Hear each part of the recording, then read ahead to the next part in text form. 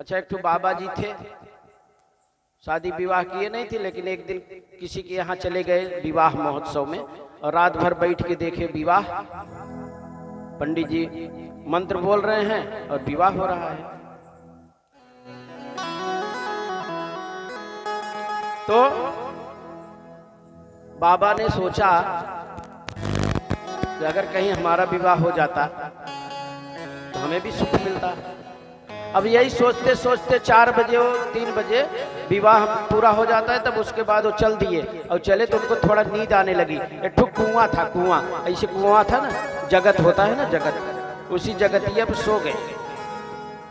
और जब सो गए तो एक ठुक सपना देखने लगे, उनका विवाह हो गया है और विवाह के बाद उनके 4-5 ठुक बच्चे हैं। अब जब बच्चे हैं तो एक बच्चा आया, बोला